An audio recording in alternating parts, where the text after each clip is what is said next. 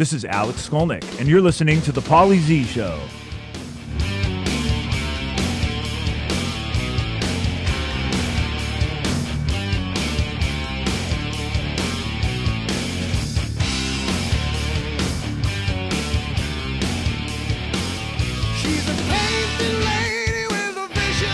Yo, you're listening to the Paulie Z Show. Welcome back, and I am proud to say we are on episode 10, and it is, I guess, lucky number 10 because my producer extraordinaire, Alex, had told me before we started this that our listenership doubled, and our stats doubled, and our email, fan mail tripled, and we are like in the thousands, I think, of subscribers. Like last episode was almost 3,000 people downloaded, and that was only the 9th episode.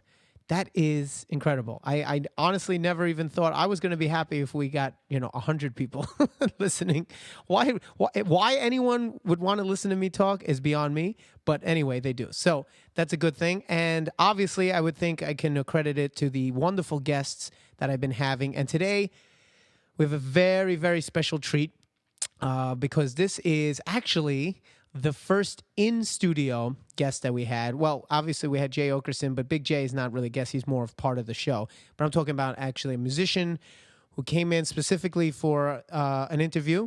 And I'm talking about not only an amazing guitar player and just an amazing human being, but just a really good friend of mine, Mr. Alex Skolnick. Say hi. Hi. Hi. How's that intro? I'm touched. You like that? Yeah. The human being part? Yeah, this is a very touchy-feely way to start off the show. Yeah, wait, let me grab your... All right. I'm going to hold your hand while I say it. Just a handshake. Yeah, it's there fine. you go. Oh, okay, you don't want me to... No hugging and stuff? It's not that kind of show. It's good to be here. Yeah, Good to be well, here, thank you. man. Thank you for coming in. Congrats on the Paulie Z Show. Thank you. It's it's great. I'm a fan. Are you a fan? I'm a fan. Well, there you go. Yeah. Alex I've been Skolnick's watching. fan. We haven't seen each other in a long time. We have very different schedules, Yeah. but we're good buds. Well, and, tell everybody I find out what how you're we doing. met. Yeah. Tell everyone how we know each other. Okay, well, and I find out what you're doing on the internet, basically. So okay, that's good. how I knew about this. But how did we meet? Paul's brother Dave is another fine musician, fine human being. Well, I don't know. That's questionable. Yeah. And Dave and I played for years together, several years in the Trans-Siberian Orchestra. And by default, Paulie became he's part of the extended network of the Trans-Siberian Orchestra. The TSO family. Yeah, so we'd come and see each other's bands, and at one point we started joining forces. So my group, the Alex Skolnick Trio, went on the road with ZO2. That was great. And it seemed like a crazy mix, like this wacky rock band and this wacky instrumental jazz band. But we made it work somehow. And Well, I think having the TSO connection helped too. It's like, TSO fans came out in full force because they were, fans of you and David. It's kind of the same thing with Z-Rock. Like, we were always talking about trying to go on tour with Steel Panther or Sebastian Bach, or actually we have a show with Sebastian coming up. Right. And, just that connection from the show, that's like the thing that sort of hooks it together. So it worked out really nice. That was a lot of fun. I love the guys in your band too. Oh, they're great guys. Yeah. And we have a good time. We have a good time no matter who we're playing with. And remember the parties? Remember my house parties that you guys used to God. go to? How crazy were my house parties? Yeah, this was. I don't remember any parties like this. What was funny is it was so organized. It was like organized chaos. The Z Brothers party in Brooklyn, Famous. with just like packed wall to wall. Didn't you guys do like a Hawaiian theme, or was it Mardi Gras? Well, we had different things. Yeah, we had a Mardi Gras theme because my birthday's in March, so it was like around Mardi Gras. And David's birthday is in June, and what we would do is we would actually bring in a full-size pool into our apartment. Right. And one year, it actually was leaking. I had to send my neighbors downstairs to a hotel because the whole ceiling was like flooded. But we'd have girls just basically, at that time, it was just like easy women and fun-loving guys, and It was a No, lot it of. was. You know what it was lot like? of It was like debauchery. walking into a Girls Gone Wild video. Right, right. Before that was pre Girls Gone It Wild. was pre-girl. You see, you guys should have filmed the whole thing. I could have. Oh was- my God, It was that's before right. your business sense got to be Right. as good as it is. Yeah, You know, but yeah, if you'd filmed all that, sold the tapes, I would have been that guy. it was crazy. Yeah, and you know what I loved about it too was like I always say it was like the the Playboy Mansion. You know what I'm saying? Like that guy, but like on the local level. Mm-hmm. Right. Like if you weren't an A celebrity and you Right. couldn't get into the mansion, you can come to my house. That's right. You go to was the as Z Brothers. That was as close as you got. Oh yeah, And Good yeah, for a times. bunch of us, we'd never been to parties like that. And Yeah. like, coming from the Bay Area metal scene, like there were never enough girls at the parties.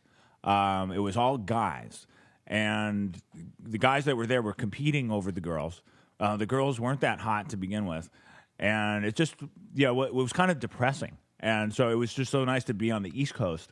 Right. And experience this situation where there's actually like more girls than guys. Well, I don't think it's a coast thing. I think it's a musical thing. It might be a style. musical thing, Yeah, but- because West Coast, talk about girls. All you had to do Not- was just hang out with, You're talking the LA guys. You're talking LA. You're Yeah. talking Southern California. But that's what I mean. The coast has nothing to do Well, with it. I Northern think. California is the coast, but it's very different than Southern Oh, California. I'm sorry. Yeah. When I think There's- West Coast, I think anything, No, le- that's like left saying of Texas. That's like saying Buffalo, New York is the same as New York, New York. And, I guess. Yeah, I guess so. No, What- they're just about as far apart.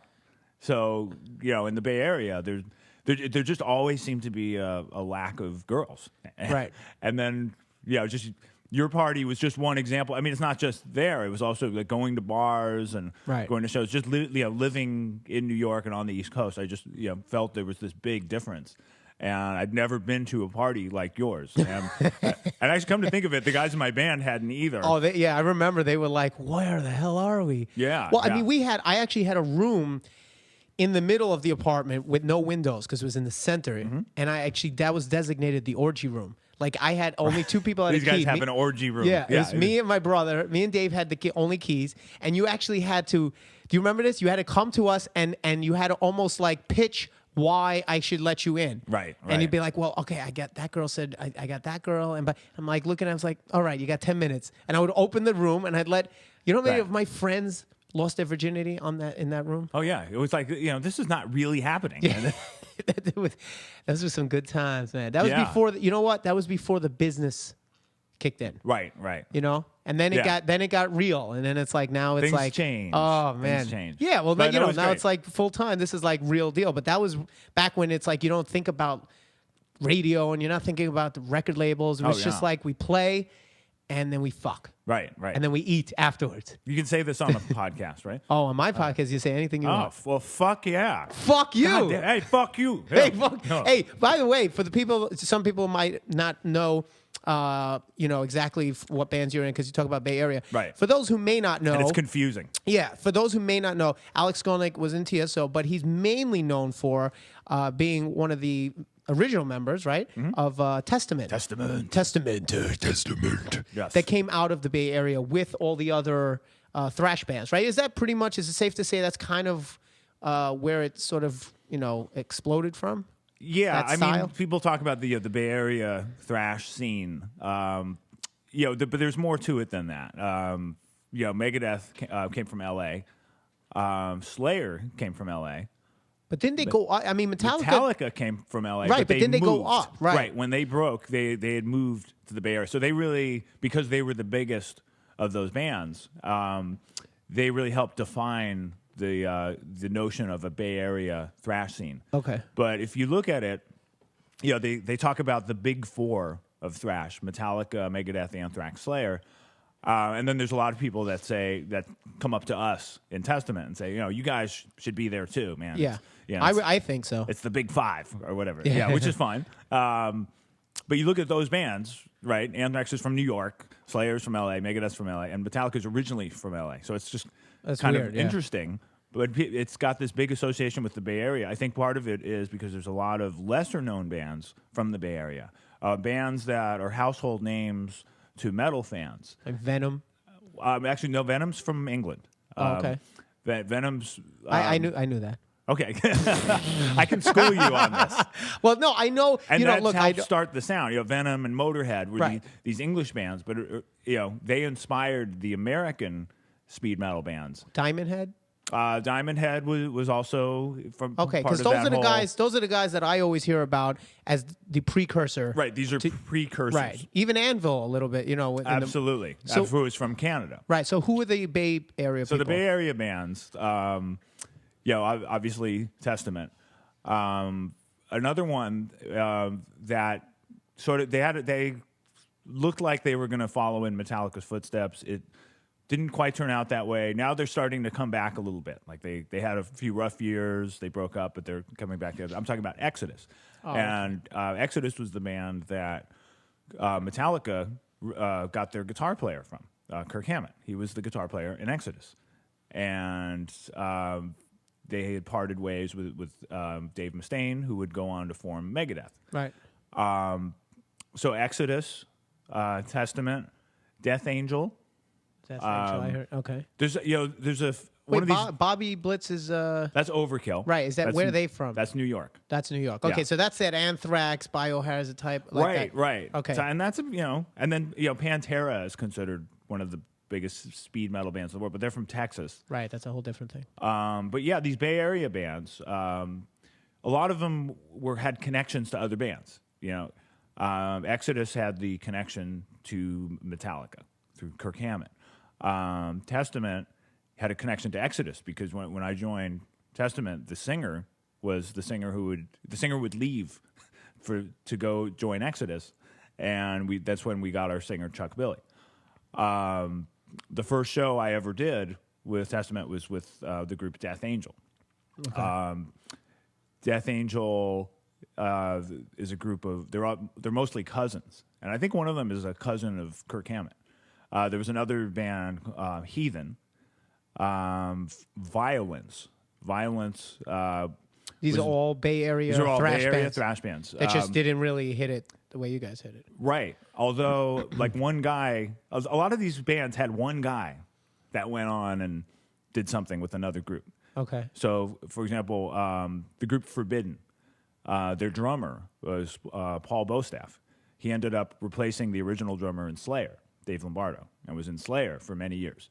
Now the original, it's so confusing, but now Dave Lombardo's back in Slayer. Yeah. Paul Bostaff is playing drums in Testament. Yeah, I'm actually taking notes as you're talking. I need that family tree image. The band Violence, the guitar player Rob Flynn, who was originally in Forbidden, ended up forming a band called Machine Head. Oh, I Little, see. I know little Machine Head. band that Yeah. No, has Machine Head gone does on to well. do great things. Yeah. Wow. Okay. So there you go, people. You just got a little education. A crash course on in Bay Area metal. There you go. And for we were mentioned before that we toured with you guys with the Alex Skolnick trio, and that was basically you just trying to you had pretty much left TSO, you had left Testament even before that, and then you just went out and just you wanted to like walk the earth like the guy in Kung Fu. What was that about? That's a really good comparison. Well, I'm a professional. Yeah, absolutely. This is why I have thousands and thousands. That's right. That's why your listenership has doubled. Yes, that's right. In a week. No, it was like that because I joined Testament in high school. I was telling Alex, your producer, about this. I was 16 when I joined the band. Did my first album when I was 18. So most of my friends were starting college. Right. I'm from an academic family that's originally from the East Coast. So my parents are professors. And I joined with these guys. They're all like tough working class guys. One guy's father's a Hell's Angel. Jesus. Another guy's father drives a cab. Totally different situation. And for the next 7 years, all I did was tour and record with this band. And I developed an interest in jazz. Now, how did that even happen? Like that's a weird segue. It's like, you know what I'm saying? Well, yes and no. It's like, I was doing construction for 10 years with my dad, and I woke, Right. and then I decided I wanted to be an astronaut. Well, So, it's almost like it's almost like I found God, except instead of I didn't find God, I found jazz. Right. And but was there something? Can you point to where that happened? Like, was it just Right. organically, or did somebody turn you on to it? a couple things happened. I saw a concert on TV, and it was the late great musician Miles Davis. During it was during the '80s. It was one of his early '80s bands, and at that point, he was doing very rock-influenced jazz with guitar players like John Scofield and Mike Stern that have gone on to be like some of my favorite guitar players, screaming guitar stuff, but with like screaming trumpet and funk bass and world music percussion. I just thought it was the coolest music I ever heard. I didn't know that was jazz. Okay. And then I started studying with some musicians. I started the first. It got me on this course of like, going back and just wanting to relearn. So the first musicians I studied with were these classical musicians, and I played them this music, and they said, "Oh yeah, that's jazz." I mean, you need a different teacher. You really need to learn traditional jazz to be able to do this. So it's not something that you actually like grew up liking. Mm-mm. So you actually found out about it as an adult and then went back towards that. Exactly. And I started learning traditional jazz just to understand this kind of funky rock influence jazz. But then a funny thing happened. I started liking the traditional jazz. I started really getting into jazz guitar.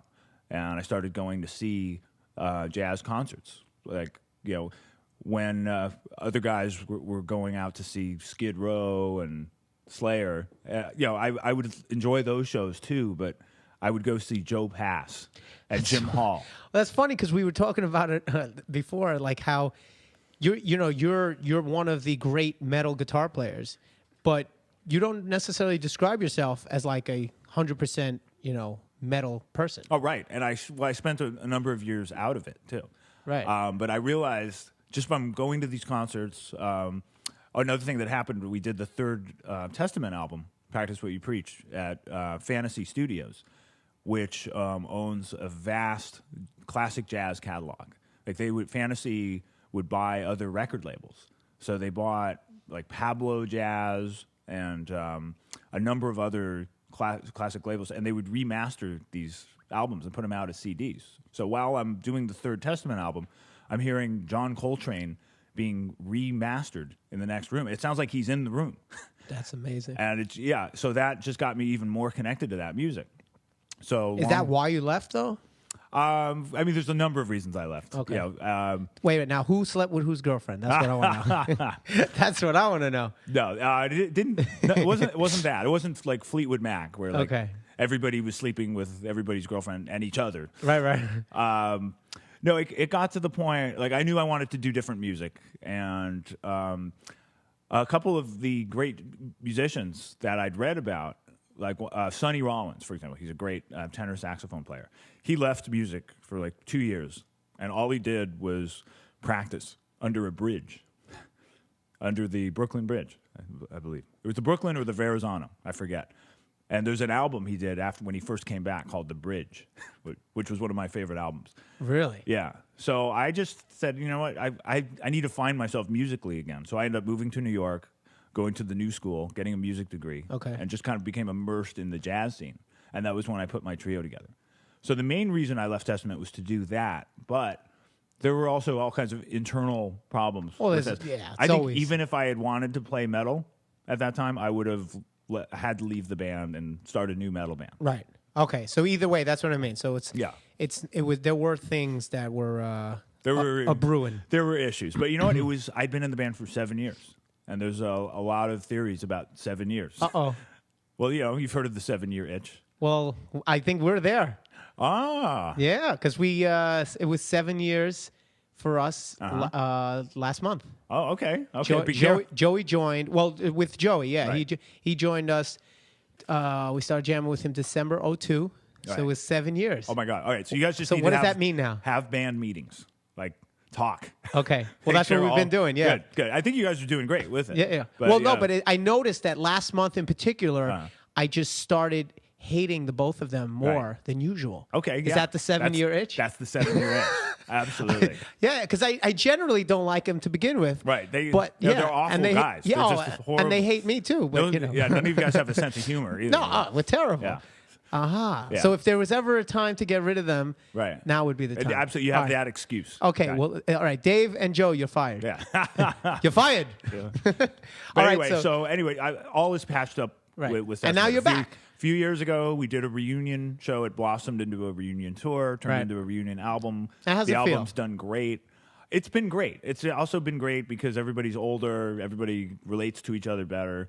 Like I said, Paul Bostaff is there playing the drums. The whole structure is different, and I'm able to do my other music. My trio is doing great. We're about to release our 4th CD. I think it's the best one we've done. And aren't you guys going on the road with Rodrigo and Gabriella? We are touring with Rodrigo and Gabriella. Pretty cool. And that's huge. I mean, that's probably like the biggest instrumental tour that we could do. Right. And it's just been a blessing. Rodrigo and Gabriella are fans. They used to be in a metal band called Terra Acida in Mexico City. You can Acid tell. Earth. Well, you can tell by the playing, yeah. And they apply that to this Spanish flamenco influenced guitar style. And they love metal. And Are they brother and sister? No, they're kind of mysterious about what. Oh no! But that it's like a Is White this the Stripes White thing. Stripes? Yeah. Okay. I want to know, when is the sex tape going to come out of Rodrigo and Gabriella sex no tape? comment. No comment. All right. All right. You want to stay on that tour? I have no vested interest.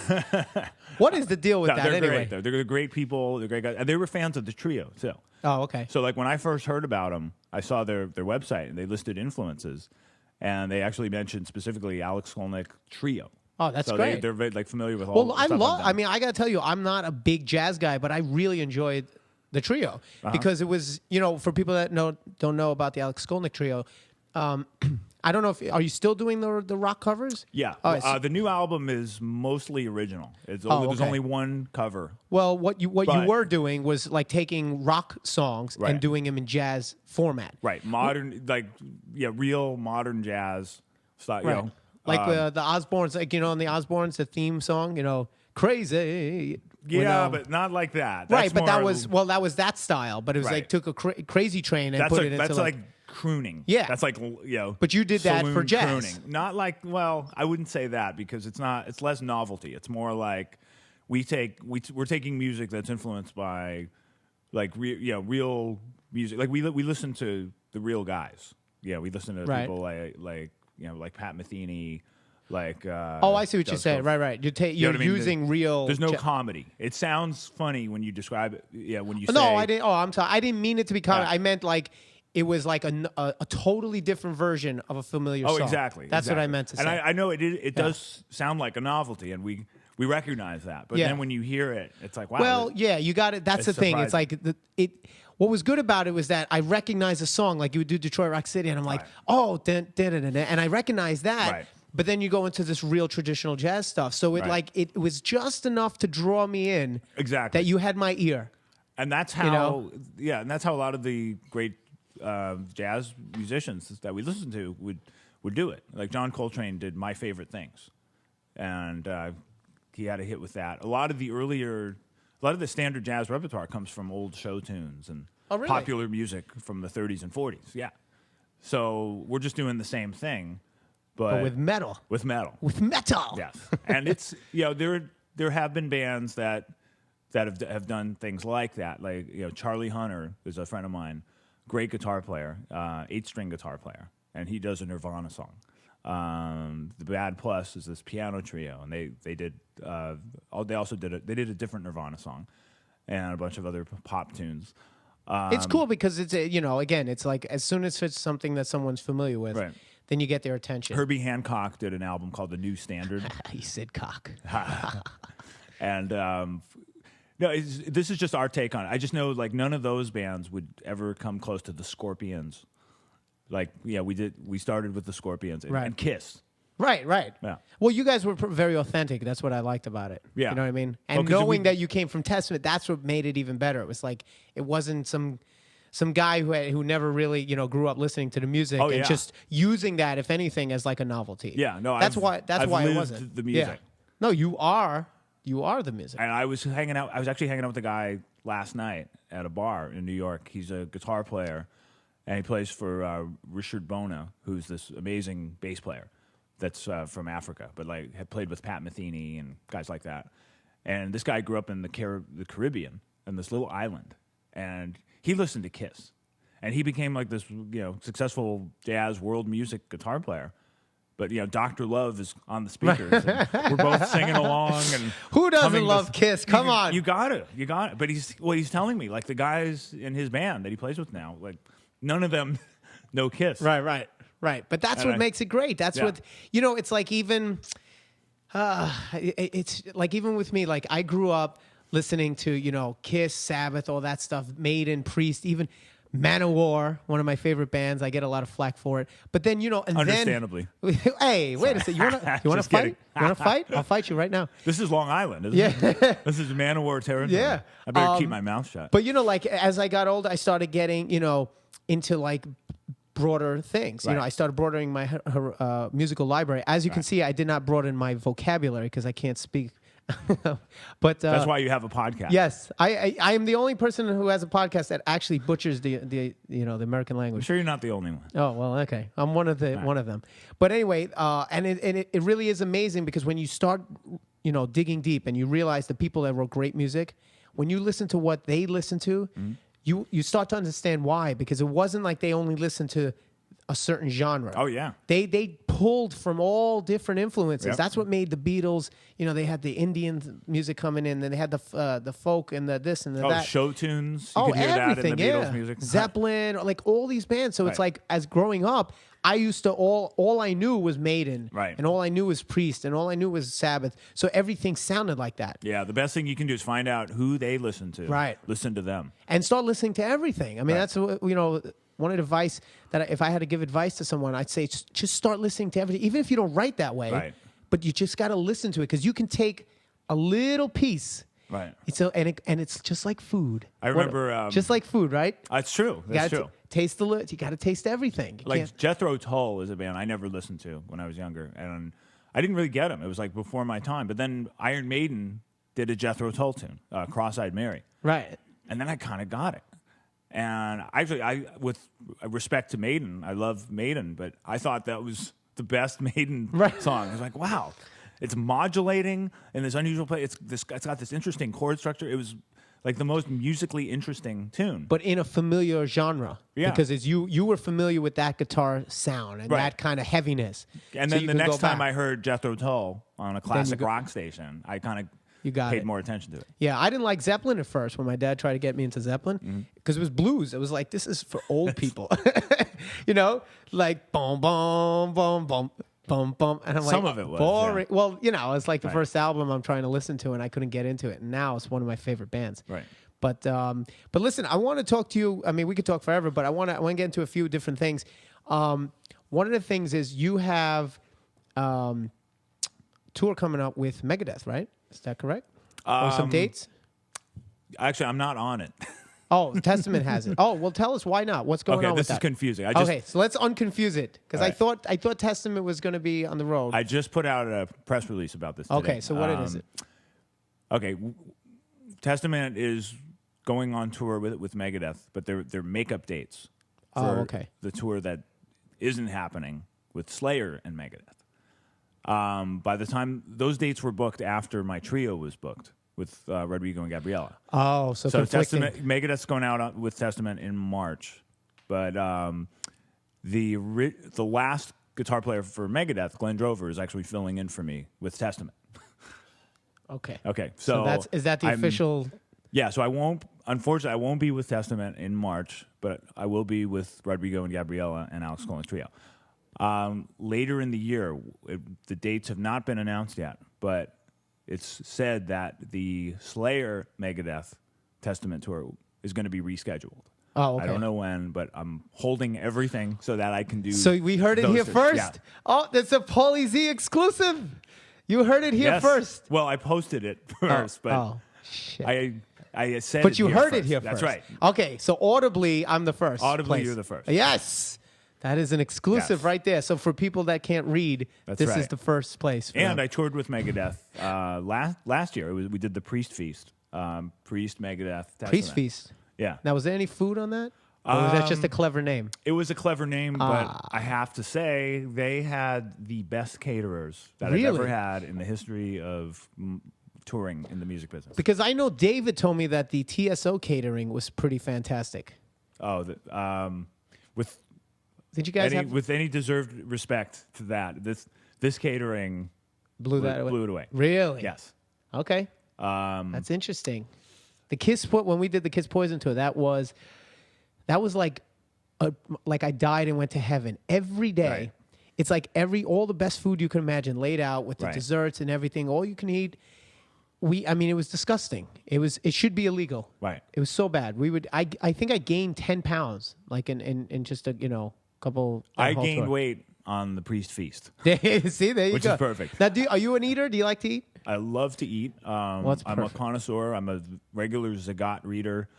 I was reading Anthony Bourdain's books before he had a TV show. Really? Yeah. Okay, so you're a food guy. I'm a foodie. Well, this is the place for you then. That's what I hear. Yeah, this is it. I mean, this is all about. I mean, I love my food almost as much as I love my music. Yeah. You know me too. It's like an essential. It's art. It's like it's another art form. It's like a gift. You know, I think about like if you believe in a higher power. Let's call it God or whatever it is. I think we've been given certain gifts. You know what I mean? Right. Things that we're supposed to enjoy. I think art, music, things like that, and food. Girls. Yes, definitely girls. But I said this on record. If I had to pick, I pick food. Yeah, I would gladly give up the women for the food. Well, here's the thing. Food is the one thing you cannot survive without. That's you true. can survive without music. You can survive without women. The species can't survive if you're the only guy on the planet. Right. If everybody stops fornicating, then the species dies. But as an individual, you can survive, but you cannot survive without food. But the thing is, I don't eat, and this is the difference. I think there are two types of people. There are people that eat to survive. It's a human function, and then there are people that eat just like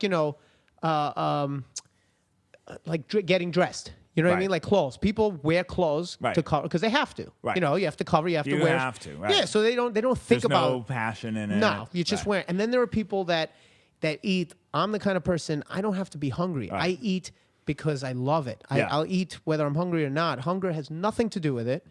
Mm-hmm. It's just like an art form for me. It's like a rite of passage. Right. And if you're hungry, it's better.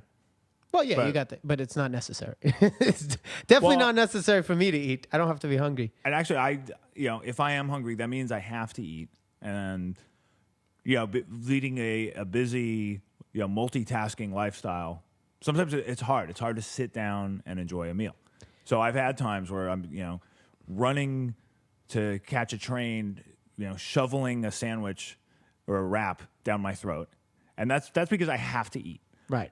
Not that I don't enjoy that. Maybe I'll be running along and I'll. But that's for survival. But that's for different. Survival. Right. There's a difference between that and like for example, we actually had lunch today. Right. We're out in Long Island, and we went to a place called Smoking Owl's, which is a barbecue place, supposedly supposed to be like the best in the area, and that's what I was told by my magical producer, Alex.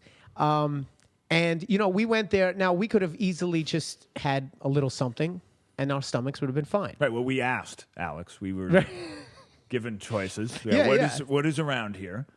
And, we were presented with various options. Yes. There was like the quick in and out things. Which would have been fine for our survival. There were places closer. Right. There was exactly. We could have went across the street, and we could have got something just to survive on. But no, we decided to jump in the car and make this trip and have this nice sit-down lunch at this place that sounded really interesting and was highly recommended for good reason. And the thing is, as soon as I heard barbecue, you know what I mean? It's like a chemical reaction goes off in my brain. And I'm like, oh, yeah, I got to do this. And, what did you think of Smoking Owls? Yeah, I am, my belly can tell you right now that I'm not going to be able to eat much for the rest of the day because I could not stop eating. This was so good. And there's not a lot of places that, where it's hard to stop eating. And I thought the pulled chicken that I had was just addictive. Well, pulled chicken is interesting. Which I've never had. Yeah, I was going to say, I never even heard of. I didn't know they had pulled chicken, and it was pretty good. It was, and I got that because it would be light, you know? Yeah, to counteract your garlic mashed potatoes. Right. Well, that I had to try. You know? Okay. And, the collard greens. I thought this would be a light lunch. But, it's like 2 meals. The plate was monstrous. It's like a mountain of food. And the cornbread was like the size of my forehead. Yeah, it's just delicious. So. Well, I had, my problem is always when I go to a new place, I want everything. Right. You know me. I do. Yeah. I want everything. This guy has to try everything. He will orchestrate what everybody else orders so that everybody can try everything. But sometimes the ordering process takes so long. Yeah, I'm definitely a character when it comes to ordering from I just can't do it. Joey hates going out to eat with me. Oh yeah. Yeah, because it's a whole drama. It's like a 3-act play. But the thing is, I asked what is the first thing I asked the lady. I was like, okay, hey, I'm Paulie Z. Right. You might know me. I'm kind of a big deal. She's like, no, not really. It's like, oh, there you go. And and I'm like, listen, I want to review your place on our podcast. Is there a way I can just get one of everything? And I was like, that's what they need. They need a combo called Around the World. Just like one. I don't need a whole half rack of St. Louis ribs or baby backs. I want one of that. One rib. Yeah, one of that, one of that. Pulled this, pulled that. You know what I mean? Right. Smoked Instead, this. you got like 2 racks, like 3 sides. Yeah, it was a light snack. Oh, my God. Well, I like the St. Louis ribs. St. Louis ribs were great. Yeah. I tried your ribs, and I agreed. What were the other ones? Well, I got St. Louis and the baby back. And now, to me, the baby back were dry. I would stay away from them. Yeah, I wasn't crazy about those either. Yeah, and also, now don't forget, I got a dry rub. Uh-huh. So I got the sauce on the side. So I don't know with the sauce. To me, it should fall off the bone. It should be juicy. Right. The St. Louis ribs were more like that. Right. So. You shouldn't need the sauce. It should be good without the sauce. The sauce enhances it. But I felt like with those little ones, you needed the sauce. Yes. Otherwise, you couldn't eat it. Yeah, it was just a little dry. But then the bigger ones were perfect. They were perfect as is. So there you go. If you go to Smokin' Al's, get the St. Louis ribs, the pulled chicken. The pulled chicken was, excellent. Impeccable. Yeah, it was very, very good. It's very juicy. They slow cook it, and I thought the corn on the cob. You can't go wrong with that. Collard greens were very good. We might have caught the baby backs on an off day. It's possible, but listen, it is what it is. You know, if someone comes to see ZO2 live at a show, right, and that's the one day that I was kind of tired and bummed out, and I didn't put on a good show. Guess what? That's what he's going to remember. That's right. Or maybe one song you broke a string. Right. Whatever. So those little ribs, the string was broken, but but that's what I'll remember. But everything else was great. Yeah, I would go back. I would definitely go. You want to go back now? Sure. All right, let's go.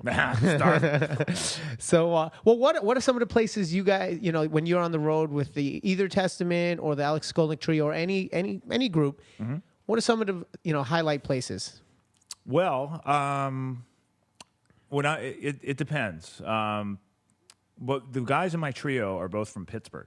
So I learned early on about the Primanti Brothers. Primanti Brothers is a sandwich place in Pittsburgh, and it was started in the early part of the 20th century to serve hungry steelworkers.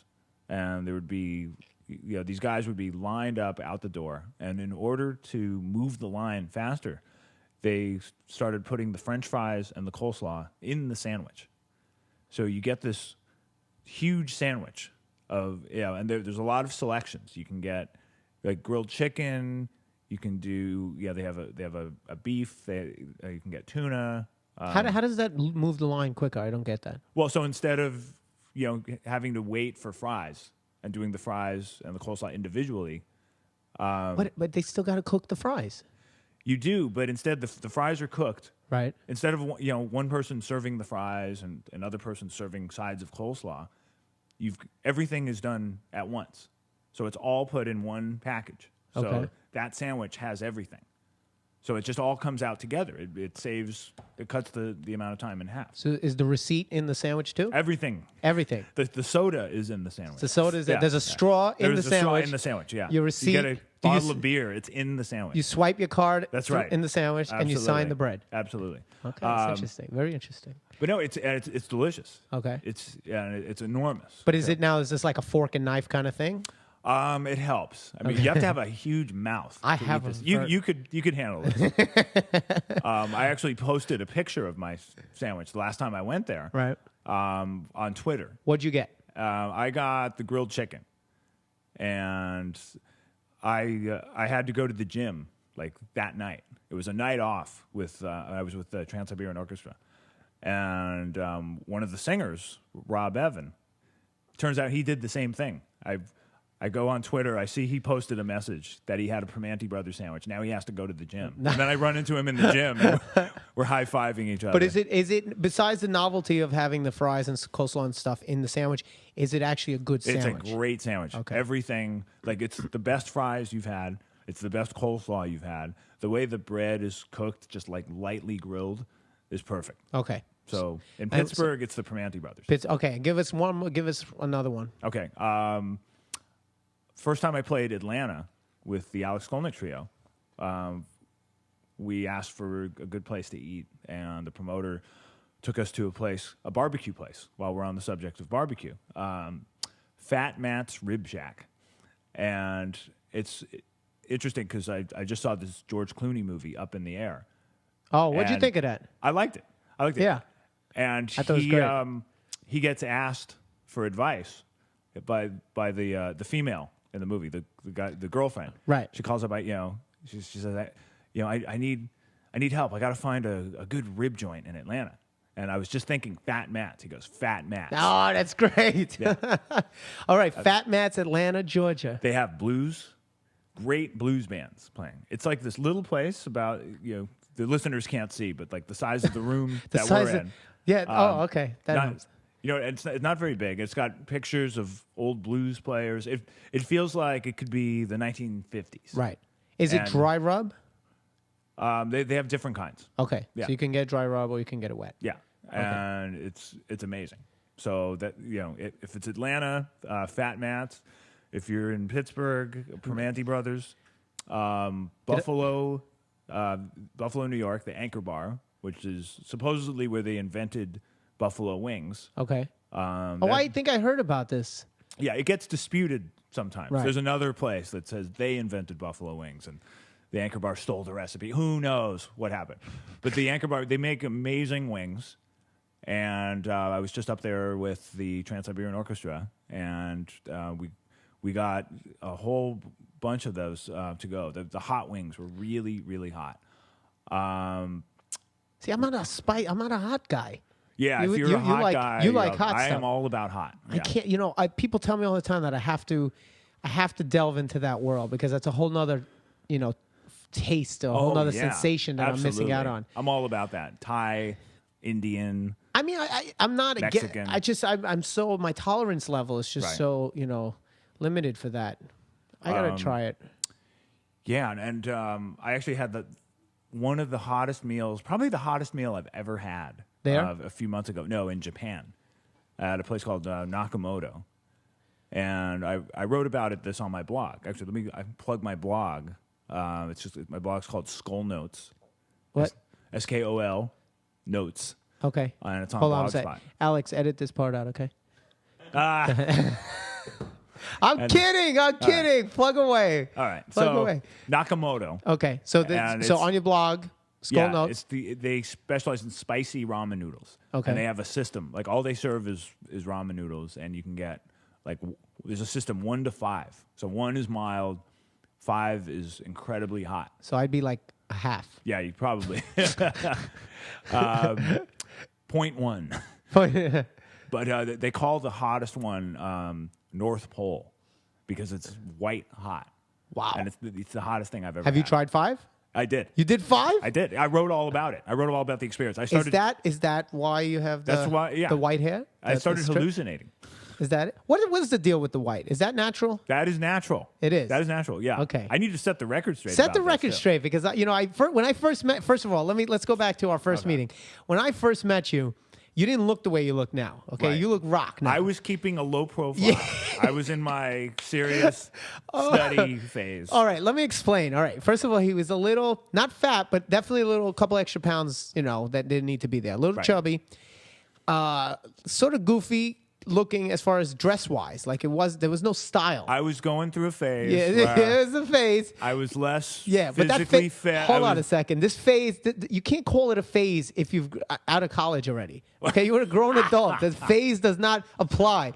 A phase is when you're in junior high school and puberty is hitting. A period. You. Okay, it was a period of time. A period of insanity. Yeah. No, and you had short hair. Right, I had short hair. And I didn't know anything. I didn't know anything really about I wasn't Testament. fat. Not at all. Just wasn't in good. You weren't in shape. Right. I was healthy. I was working out, but I wasn't like just a couple pounds. Out. Yeah, it was just a few pounds over, but enough difference now. Now you look great. You've been looking great for a while. Yeah, it's a different story. Yeah, but because once I got out of this phase or period. Or whatever you want to call it. Junior high school, delayed junior high school phase. No, I just I went through that, and it was actually like being in school too, because I was so focused all the time on music. All I was doing was the image wasn't transcribing music. But I remember seeing the little white strip, and I was like, I kept thinking Pepe Le Pew. I was like, Pepe Le Pew. I kept thinking. I was like, is this for real? And it is, right? Right. I got it. Yeah. When I graduated college, about 10 years ago. Right. I started becoming more image conscious and more fashion conscious and physically fit, and the gray it just seemed to work, and everybody assumed that I did this on my own, but it's always been there. So even when you met me, it was there. Right. Even it was short, but it was there. Short. It was always even as there. A kid too. It started when I was 14. Wow, that's cool. Did you have issues with it? Did people at first I thought this is weird because it's actually gray hair. It's like a little streak of gray hair that just showed up one day. I started pulling out the hairs, and that only made them grow in more. And I tried dyeing my hair, like all black, and I didn't like that look as much. It looked like I should have been in L.A. Guns or the jet, like that dark jet blue black. Yeah, that just didn't work. So I finally just decided, all right, let me let it grow out. I'll see what happens. And I was worried about going totally gray when I was 14. But it didn't happen. It just ended up being the streak, and then I kept that.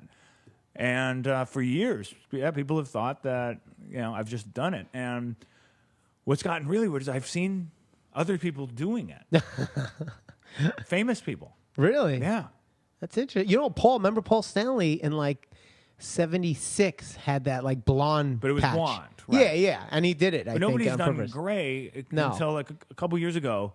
Did you start something? Well, look, people started coming up to me saying, "You look like Johnny Depp."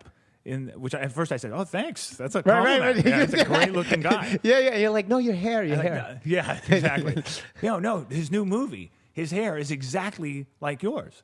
And then I'm looking at the New York Times. There's a little picture in the corner, and it's me. And I'm like, wait, that's me. And I look close. It's Johnny Depp as Sweeney Todd. Oh, that's right. In the movie. Yeah. Yeah, that could have been you. So it's strange. So you could be Sweeney Todd. You could do the musical, the Broadway Sweeney Todd. Yeah. People say I look like Brad Pitt all the time. I'm sure they do. Yeah. Well, like my elbows. They said we have the same. We have the same elbows. And now I just saw a picture of Joe Perry. Joe Perry's got a new album out, and I saw this picture. And same thing. Yeah, like, he's got the white streak. Yeah. That's so funny. And somebody else too. I saw this.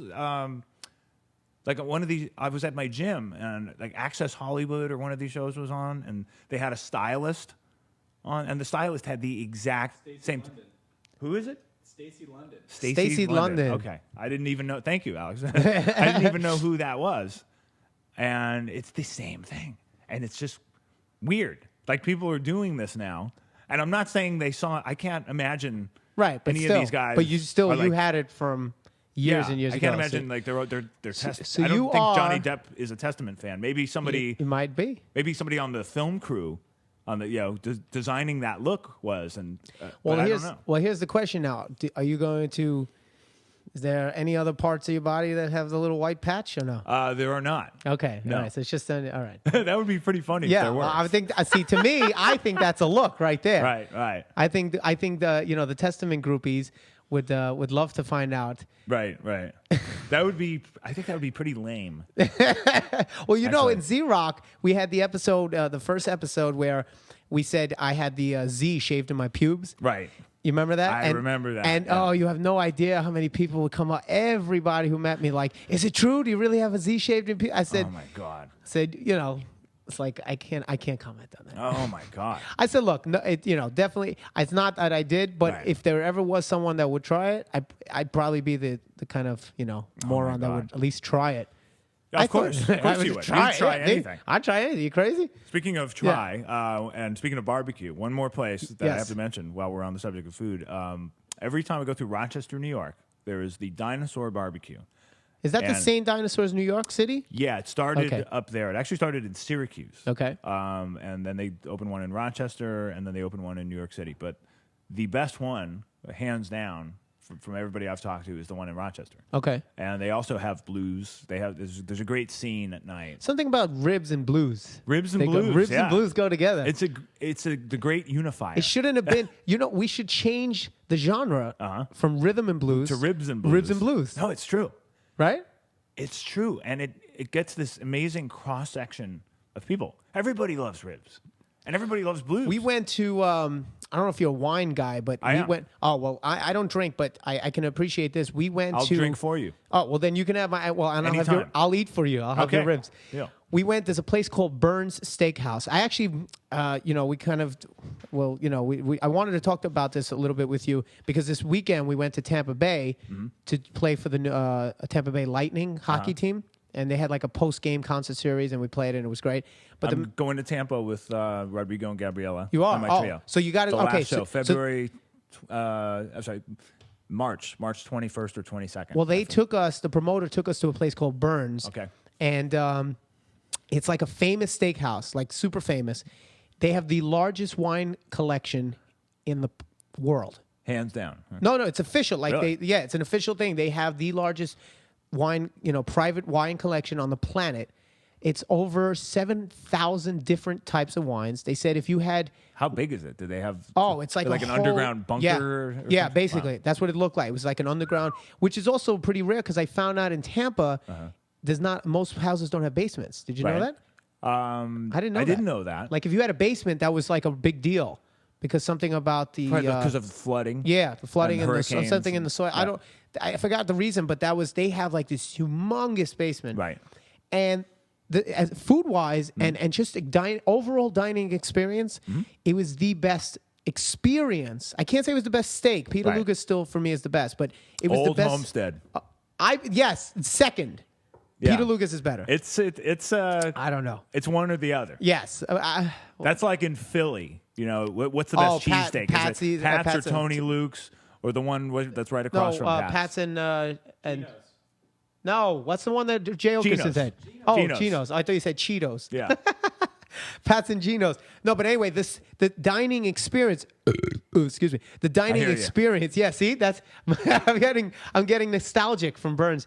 Was so incredible. The waiters knew. Like I heard, the waiters have to go through 6 months of training, and they get like $200,000 a year. What? Yes. Wow. These are like real deal. Lifetime waiters. Yes. Yeah. They explain everything. The book, the menu is ridiculous. They explain the different parts of the cow. They have their own farm. They use their own cows. They grow all their own vegetables. Oh, wow. Can you imagine that? Wow. They don't get anything from anywhere else. And they have a separate floor for dessert. Wow. So you pay your check. Then they take you on a tour of the kitchen. They walk you upstairs, reseat you, and then you order a whole nother meal, just dessert. Wow. All right, I'm definitely going to go there. It's when I'm in insane. All right, now look, if you go, you got to get, I got the porterhouse, and I thought it was excellent. But for me, I'm not a strip guy. The strip is always a little tougher for me. It's tough. Yeah, I like it's a filet. tough piece of meat. I like filet. I always get the filet. You get the filet? Okay, the filet was excellent. Yeah, not even the biggest filet. Just I'll go to Old Homestead. I'll do like the 10 ounce. What? Yeah. That's pathetic. No, that's a huge piece of meat. That's nothing. I get like the 16 ounce. It depends what at least 16. I can do 12. My steak was 25 ounces. Oh my god. That was a 25 ounce porterhouse. Okay, you know what? And you get that just reminds me of a quick story. We had a driver with TSO a few years ago named T-Bone, and he was this big guy. He was huge and wore a bandana and kind of talked like this. T-Bone. That was his name. And the lights just came on. Yeah. Oh, in yeah. here, so Thank you. That changes the mood. Our genius completely. producer over here kept us in the dark. But anyway, one night there was a Christmas dinner at Carmine's. Okay. And Carmine's, everything they bring you is for Family people. Yeah, family right? style. Carmine's is really good too. Yeah. So this guy orders the porterhouse. Oh, and it comes with like onions, right? Like onions and peppers on I the think side. so, yeah. Oh, the porterhouse at Carmine's. But it's huge, and it's Yeah. it's designed for a whole table. Yeah. No, see, I And would so eat the whole thing. And the lady tells him, you're not going to be able to eat that by yourself. But he's like, well, we're going to see about that. Did he eat it? Ate the whole. See, that's me. That's how I am. And she was blown away. She said, in the history of this restaurant, nobody has ever been able to eat our porterhouse steak. Did you like it? And he goes, I think I'm going to have to change my name to Porterhouse. Yeah, it is quite good. Carmine's is in New York City, by the way, and it's are there others? I've discovered there is one in Chicago. Okay, so and yeah, I remember. Actually, ISC took us out when Z-Rock first got picked up, and we were doing the first episode as a congratulatory dinner It's or whatever. It's a great tour dinner. Yeah, like a group. If you have a group of dinner. people, Yeah, I've gone there with a few shows I've played with. Like if you go with one person, it's not as fun, because then it's one like person. You can't. No, because it's ridiculous. because you want to get 3 or 4 or 5 You whatever need a big items. group. But I did the remember show, the Porterhouse was when I unbelievable. did Jekyll and Hyde, the show with Right. Rob Evan, like we all went there. Right. When I did, with TSO, back when we would play in New York. Right. Yeah. They would do the I remember Christmas that. dinner there, Right. and it was for a huge group. It was great. Yeah. That's a It's- good Porterhouse, though. Now it's not the most exquisite Italian food. It's not like my favorite Italian is a place called Piccolo Angelo. It's in the West Village on Hudson and Jane. And Okay. it's this tiny little place with just like the most exquisite Italian food you'll ever have. You'll always wait in line. You can make the reservation at 7:30. You'll be eating by 9, but they'll bring you wine and bread. And the owner's this crazy Italian guy. He recites all the specials. You can't even understand what he's saying, but it's where is this? amazing. Piccolo Angelo, Hudson and Jane in New York. Hudson and Jane? Yeah. Where the hell is that? Oh, way west Okay. Village. Okay, West below 14th Street. Okay. And it was amazing. So Carmine's isn't like that, but just it's good. Well, it's it's touristy, solid. but good. It's Good touristy, touristy, but it's amazing. Right. It doesn't have that cheap touristy taste. Right. It's authentic. Right. Right. Anything in Times Square, you got to be a little, got to take with a grain of salt. But I remember that being, pretty fantastic. It's phenomenal. Yeah. Like New Yorkers will go there. New Yorkers will not go to the Olive Garden. Right. Well, I did when I was a kid. Never again. Red Lobster, no more. Red Lobster. Oh, come on. I've had a good experience there, but Yeah, but after, I don't when know. there's nothing else, I will not. If go there's to, nothing else, but I it's will just not like, go to the Olive Garden. yeah, I can't I take just it. will not. All right. Well, listen, we should go to these places together. Oh yeah, must happen. And yes, and then we'll have something to talk about for next time. But listen, unfortunately, We're running out of time. Well, yeah, that's like isn't it amazing how an hour flies by? That was like that. It just goes. It's like Is there anything we didn't touch on that we oh, should there's touch a on? million things we didn't touch on. Well, we were gonna talk about the new Megadeth album. Right. It's good. You want to just talk real quick? Really quick. 30-second review on Endgame. Go ahead. Okay, I liked the second track. Second track. I liked the ninth track. Second track was This Day We Fight. Right. Very heavy.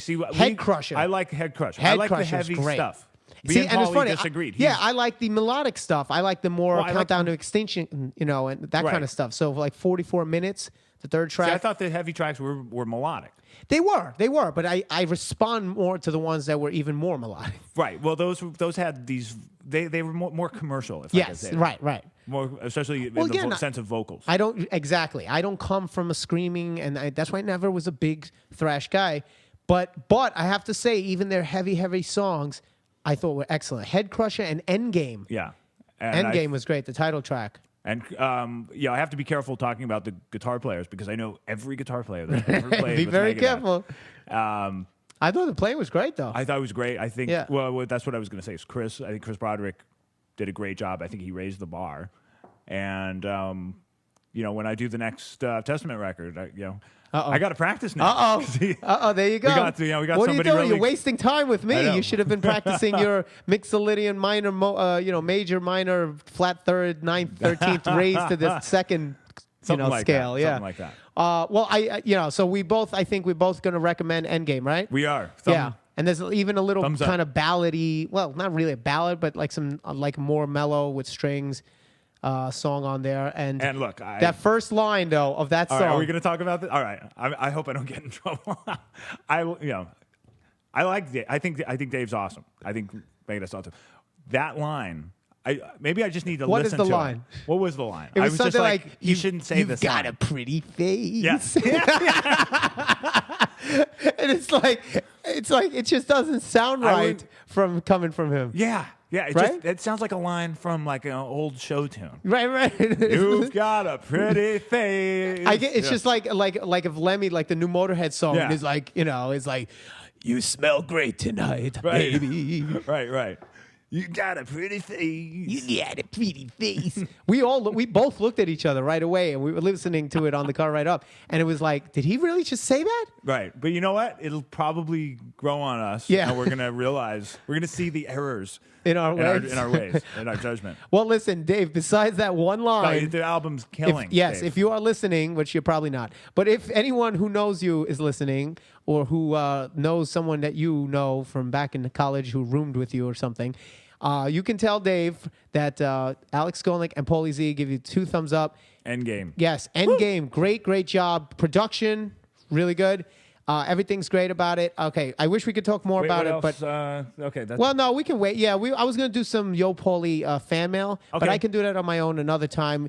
I have some things that I want to talk about, but real we'll quick, do that next time. I'm Go ahead. working on my own podcast. Ooh. And you're going to be a guest. And I am? Absolutely. Oh, well, so then we can continue? Wait, why don't we stop now and then press record again, and it'll be the Alex Skolnick Show. There you go. And then we just continue the conversation. We could. We could just do that. But I've got interviews. You got some stuff already? Really cool stuff already, yeah. I'm not going to announce it yet, but I'm excited about it. Oh, you're not going to announce anything? Not yet. Cool. All right. Who do you got? I mean, you can kind of guess by some of the like who? Like some of the groups I've toured with over the last couple of years include Judas Priest. Right. You don't have to say anything, Okay. but is it someone in Judas Priest? Possibly. Okay. Possibly. Is it safe to say that it's a guy that's not out of Judas Priest? Right. Okay. Somebody that's in. I mean, you don't have to tell me. He was never out. Okay. Yeah. Okay. Does he play an instrument? And he plays an instrument. He plays an instrument. Okay, that's very good. That's very good. And he's English. He's English. We're narrowing down. Now, don't tell me. Yeah. Don't tell me. Okay. Does he sit down when he plays his instrument? He does not. Oh, we're narrowing it down here. He actually plays an instrument that's difficult to play sitting down. Well, that's obviously not bass. Right.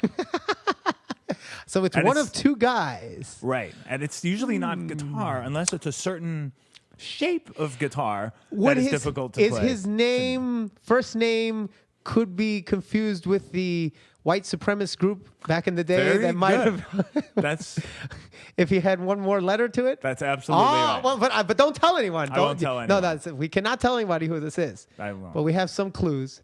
Okay. Well, that's one of many. He's a great guy, and he's a funny guy. I'm not sure who you're talking about. And I'm not going to.